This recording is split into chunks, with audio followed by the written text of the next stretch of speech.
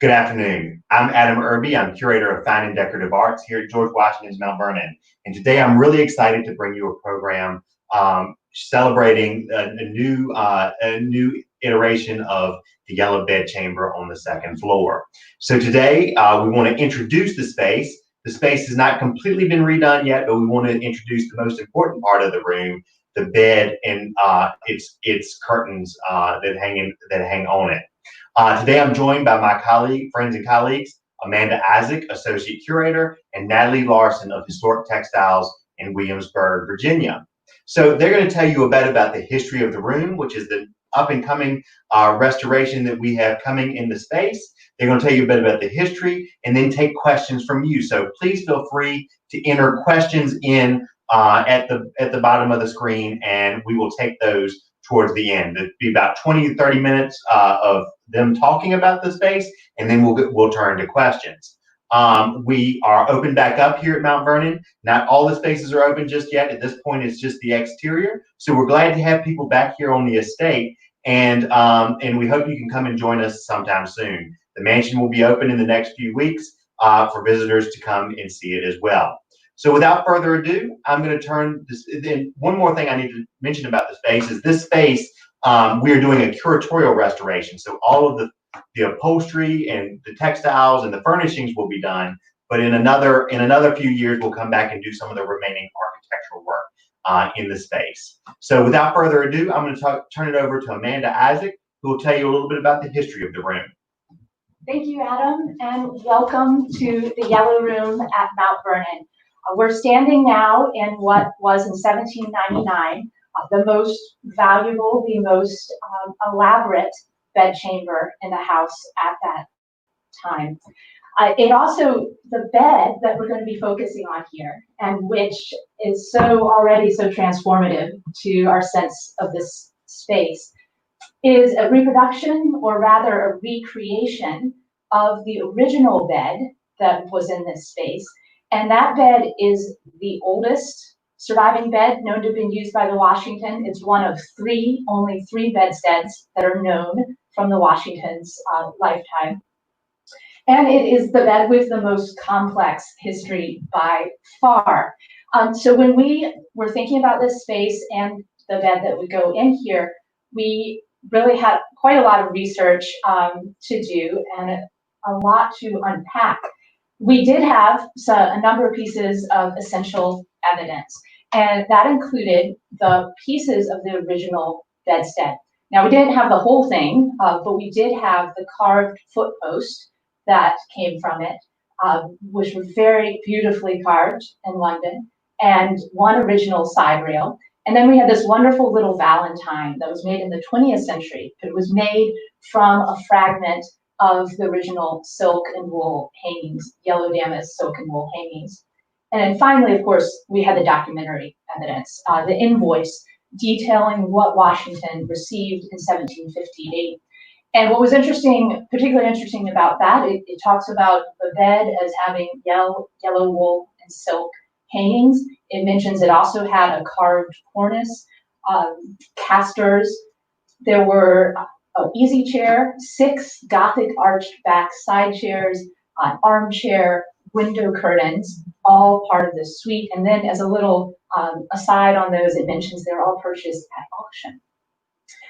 So we know that Washington didn't just receive a bed then, he received a whole room installation. And that led us to have to look at the whole history of this bed. So at this point, it's over 270 years old. And over the course of those 270 years, it went through many different changes and alterations. And of course, we interpret here the year 1799, the culmination of Washington's vision for the estate. So we had to hone in on what did it look like in that year, as opposed to the previous years or the later alterations. So we had to put together what was the whole trajectory of this bed. Going back, based on the style of the original bedpost, which had this wonderful acanthus leaf carving, very much what we would think of today as the Chippendale style. The original bed dates to about 1750. And its story begins when a now unknown person walks into a upholsterer's shop or writes to the upholsterer in London and commissions this whole bedchamber suite for their home, their first home where this bed stood. Again, we don't know the details. We can surmise because this bed is of very good quality. It's neat and fashionable, but it's not extravagant. It doesn't have a lot of exuberant carving. It's not huge in its size. It doesn't have any gilding. That it was made for someone probably of the gentry classes, maybe the merchant or professional classes, who was perhaps first setting up their house or updating a room. Unfortunately, they didn't get to enjoy the bed for very long because by 1757, it's at auction.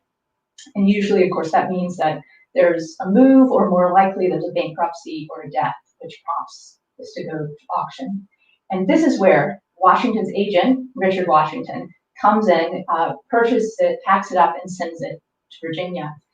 We don't have the original order or instructions from Washington, but we can imagine based on what he usually says in these cases that he had asked Richard Washington to acquire for him a neat and fashionable, a handsome and genteel bedchamber set for his best bedchamber, and he left the details up to his agent, who probably thought he was getting a pretty good deal wholesale, being able to send a unified suite to Washington.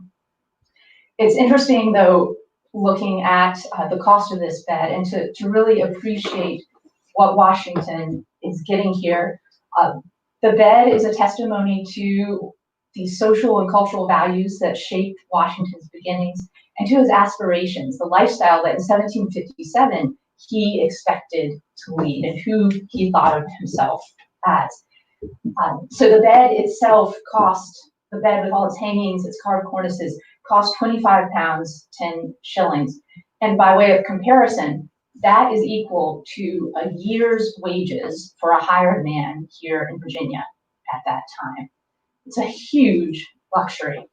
Even we know Washington orders some silver tablespoons, knives, and forks, a full set for the table, all made of silver, and those cost less than this bed that Washington acquires.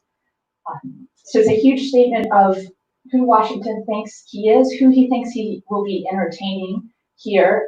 This was intended to be the best bedchamber for guests of honor that would come to Mount Vernon. And when Washington brings it to Mount Vernon, at first it's installed on the first floor, down overlooking the river.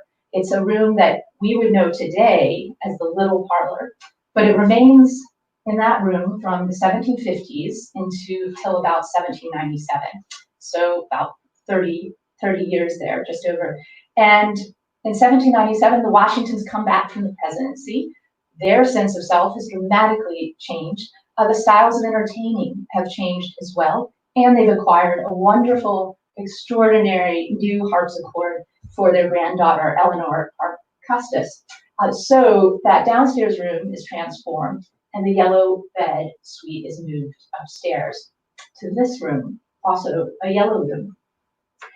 Well, with that change, so now this is the third, at least the third position that this bed has been into. If we think back to that original owner, then Washington bringing it into the first floor of Mount Vernon and now coming up to the second floor. And with each of those changes, of course, there have to be adjustments, alterations. For instance, the height of the rooms downstairs, it's just over 10 feet high downstairs, and then here it's just under 8 feet. So we think, based on what we see with the original bedpost, is that the bedposts were cut down slightly in order to make room so they could still use the cornice in this space. Now, who did all that work? Based on what we see in the records, the individuals who were responsible for putting up beds at that time period in the late 1790s was a man named John Neal, who was a hired white carpenter here at Mount Vernon, and then Isaac, who was an enslaved carpenter here at Mount Vernon. And so whenever the Washingtons came back or changed rooms around, they were the ones who were having to do the work. Isaac or John may have been the ones sawing off the bedpost at the time.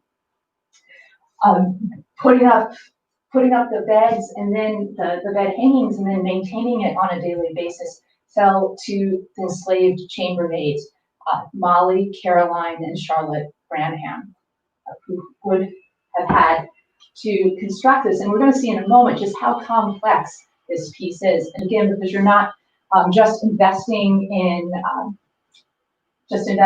parts, you're investing in the labor that it takes to care for these pieces, to maintain them and preserve them over the long haul. But so we realized we needed to focus on, for the restoration here, what the bed would look like in that 1797 to 1799 period, and that's what we ended up recreating.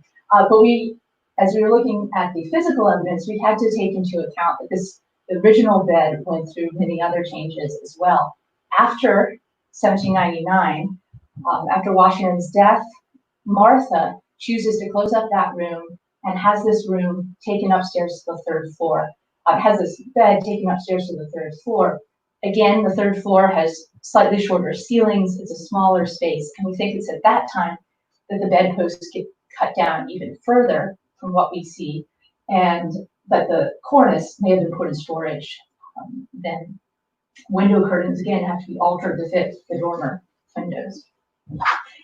Mrs. Washington passes away very shortly thereafter in 1802, and at that time, her granddaughter Nellie inherits it and takes it to her new home, which is Woodlawn down the road. And we get the sense that Nellie then updates it. She puts on some new trimmings, maybe changes the style of the curtains because of the surviving trim that has come down to us. She uses it, enjoys it, and then it gets passed down to her descendants, who ultimately choose to sell it to the Smithsonian, and it's presently in the Smithsonian's collection.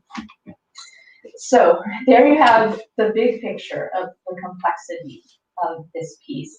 And when it came to installing it here, we knew we had to recreate the bedpost, the missing members of the frame, but then also that carved cornice that was originally on it. We had to figure out what did the style of the valances and the curtains look like. For those, we looked at some period examples that we'll talk about. And then there were all the fine details. How was it sewn? How was it put together? How does the trim work together? So for all of that, I'm going to turn it over to Natalie Larson, who we're thrilled to have here today. She worked the magic and brought this in reality. Well, thanks, Amanda. It's always a pleasure to work here at Mount Vernon. I have to say they have great references and resources, so it's always a pleasure to work on these bed chambers. One of the things that people often ask me is, why do people have tall post beds? And it's obviously a question about status and who has the resources to afford such a bed.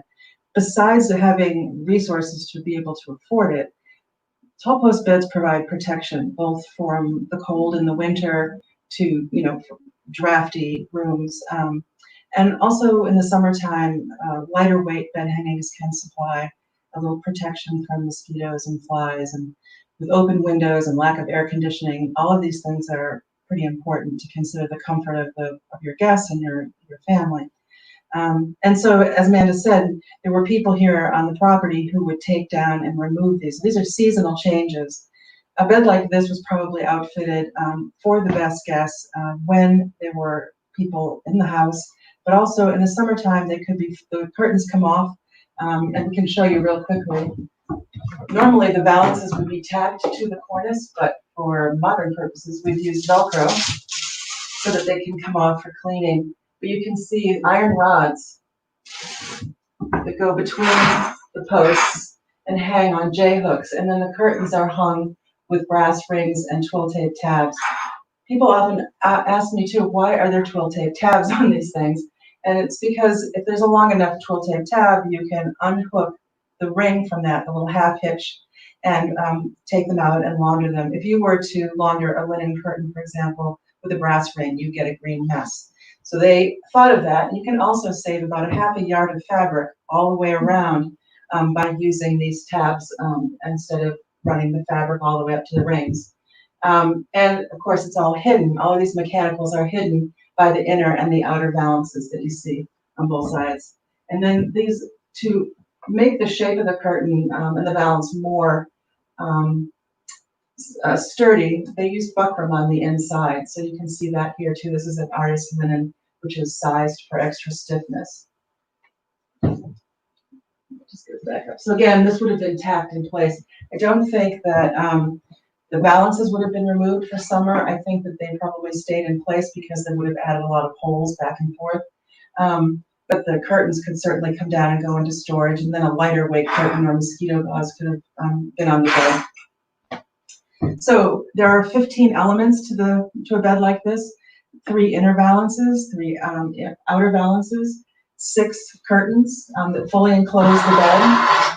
The curtains are silken wool damask that's woven in Spitalfields, England. It's an historic pattern. Normally, this fabric would have been woven very narrow in 28 to 30 inch width pieces and then seamed together and lined with wool tammy for extra warmth. Tammy is a very thin, fine wool, 100% wool, a plain weave, and then it has a beautiful binding, a silken wool binding on both sides. And then on the top, fringe for your extra embellishment. All told, there's 120 yards of tape and fringe on this bed. So that is a significant set of information because it tells us they had the money to afford this. There's a saying in the 18th century that furniture is worth pence and the fabric is worth shillings and the passementerie or the trimmings are worth pounds. And that certainly is evident on a bed like this. Where did we get the design for the valances? So curtains are essentially rectangles. That's not too hard, but the valances really tell you the period of time that they were made, because just like fashion in clothing, it changes over time. So this particular valance is taken from an 18th century antique in the collection at Winter Museum in Delaware. And it is originally from Newburyport, Massachusetts. It was silken wool damask with a hand knotted fringe, and we copied the silken wool tape trim by Context Weavers also in the UK. And it's a precise reproduction. It's a lovely thing. So when you come to visit, be sure and check it out on the side. You can walk right by it. And in addition, there's a head cloth. The head cloth is wrapped around the head posts. Take a look at this. So the head posts are completely plain. They're square. Unlike the foot posts that are carved, these had a very simple square shape, and the fabric could be tacked to the back of the head post.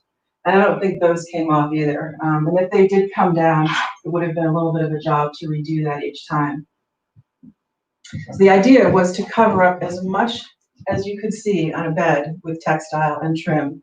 The only thing that's really exposed here are the beautiful carved posts, which, as Amanda pointed out, are copies of the ones that the Smithsonian owns and are now here on view upstairs at Mount Vernon. These were made by Harrison Higgins in Richmond. It's a beautiful reproduction. So in this case, because there is no compass rod, you can see the whole carving of the bed. With a compass rod, the rod goes around the post, which you'll see in the other bed chamber, the blue and white 12 one, and the curtains are stitched together to completely enclose the bed so that you have no drafts. It's a little bit warmer.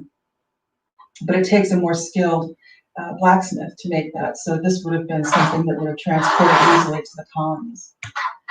And then as far as the mattresses go, mattresses are really fun because we know, for example, that Washington gets 2 horsehair mattresses with this bed to add full height.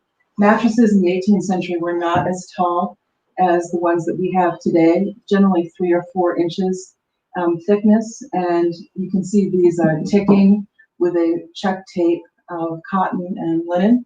And this is a completely traditional treatment. There's a set of mattresses in Maine that we copied from this for this example.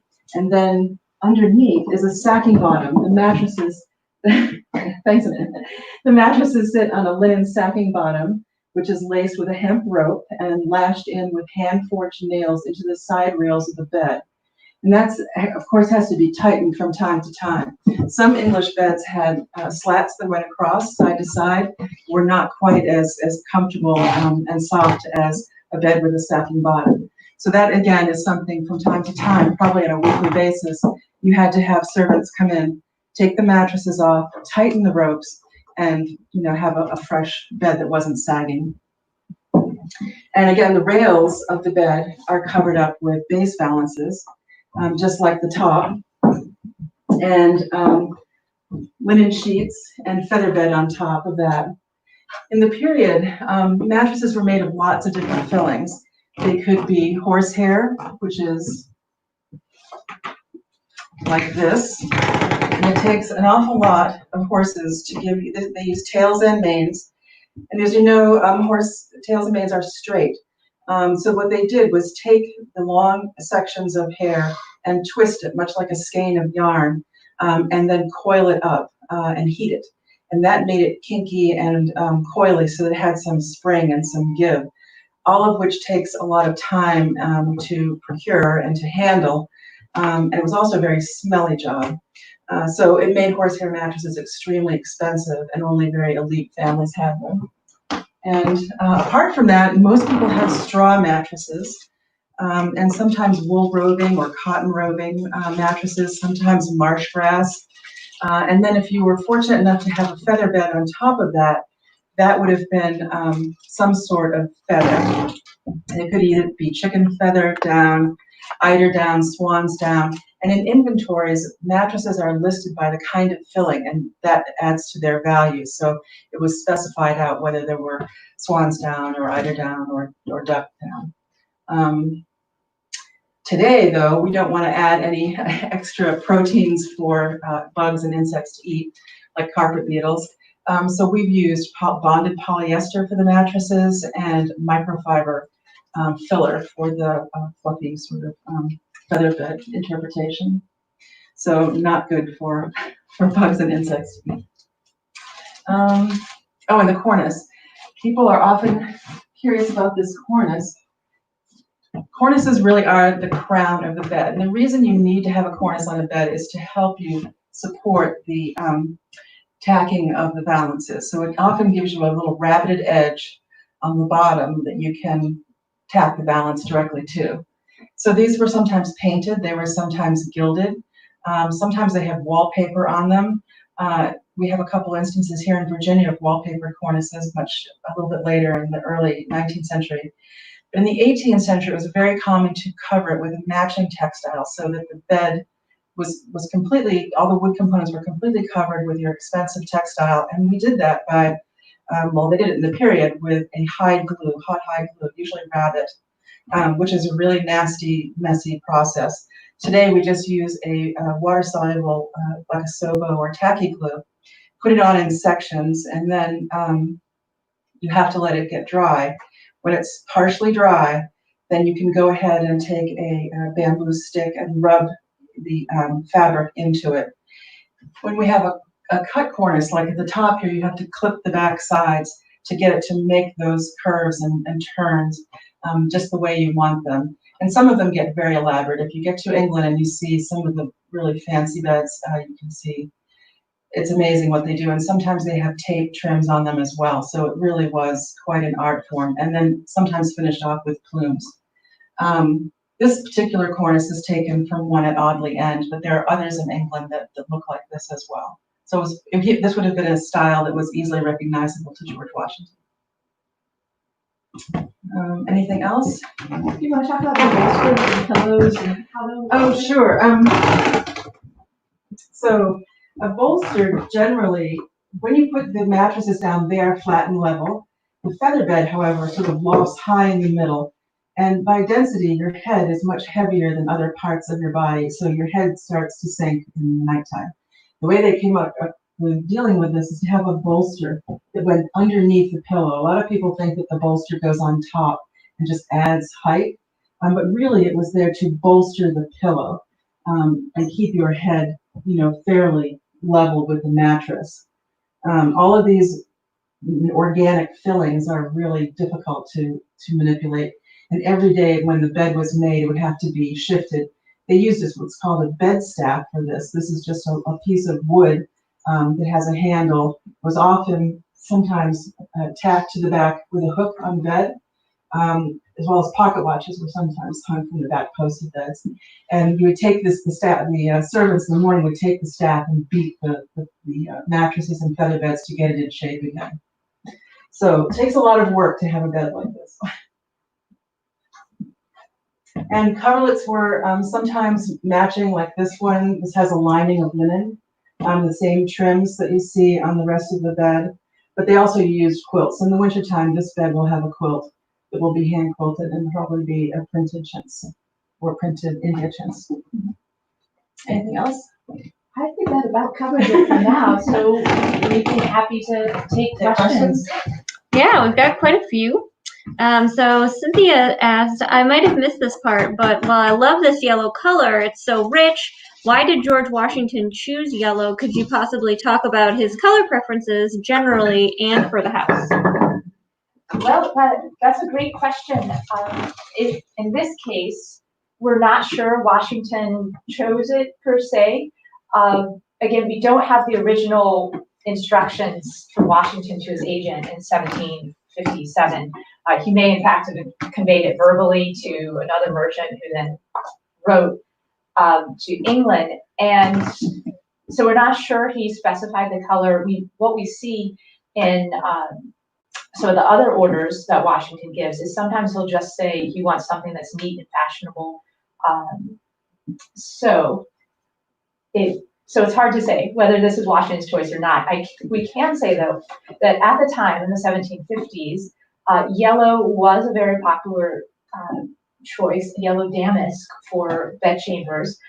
The hierarchy of textiles and colors that you see for bedchambers, red damask is your most stately, your most dignified. It's what you more typically see in say the state chambers for royalty. Yellow is like gold. It has that flashiness, that excitement, that power that it conveys. Another sort of subtext, sub-association that sometimes you see with the yellow damask. At that time, Westerners understood that yellow was the imperial color of China, that was the color reserved only for the use of the emperor and his retinue. And so somehow in some of the installations, particularly in England, they would play this up with more chinoiserie style furnishings with the inclusion of porcelains and lacquerwares for their definition of an exotic space. So we don't quite know what the original owner intended this as, but Washington would have been in good company here in the colonies. We know of a number of yellow damask bedchambers up and down the East Coast. John Hancock had a set at his house. Jeremiah Lee, who was a Marblehead merchant, Marblehead, Massachusetts, had one. We mentioned the document at Winterthur, the original set of Winterthur, that's from Newburyport, Massachusetts. And then we probably the Moffett Lad, and the William Trent in Trent, New Jersey. And in even here in Maryland, family named the Dulaney family in Annapolis, Maryland, had one. So it was all over the place among elite British colonists who were hoping to imitate their wealthier neighbors back in England and aspiring to that style of life. And this is all, of course, happening before the Revolution. All right, thanks, Amanda. Barbara asks, what source did you have to guide you to the right hue of yellow? Well, really for that is the pincushion or the Valentine that survived. That again, it's about this high, and so it just had a fragment of that original yellow damask. Thank you. And Cheryl asked, was there a method of maintaining or cleaning the various types of mattresses? Oh gosh, well, bed bugs were a huge problem. That's true. There is one funny reference that I like about the woman of the house dragging her mattress to the backyard and flinging pailfuls of boiling water on the mattress to get rid of the bed bugs. We know that there are plenty of references to bed bugs in the period, but also mice running across the bed in the middle of the night, snakes in the pillowcase. Varmints were a real problem, and cleanliness was a real problem, keeping things clean. We know that they used upholstery brushes. Lord Botetourt in Williamsburg had something like 11 different types of brushes in his inventory. So hearth brushes were used just on the hearth, upholstery just on the upholstery. There were wig brushes, and then capes, powdering brushes, all these different things. The same thing with linens. You had certain linens to use on copper, some on silver, some on glass, and you didn't commingle these things.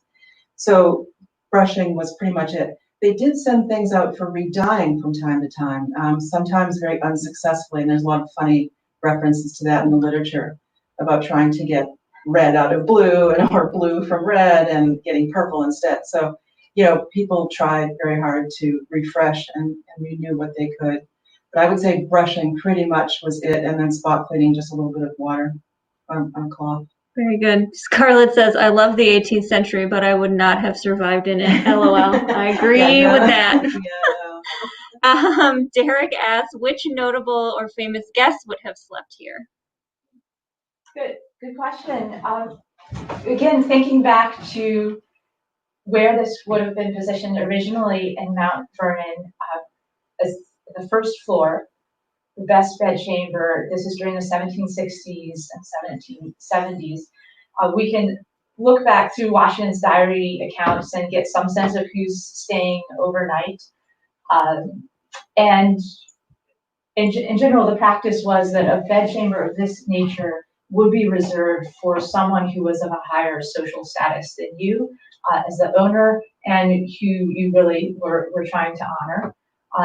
So some of those people who would fit that category included the royal governor of Maryland, Sir Robert Eden, who we know traveled here on his way to Williamsburg. The kind of blanked there for a moment.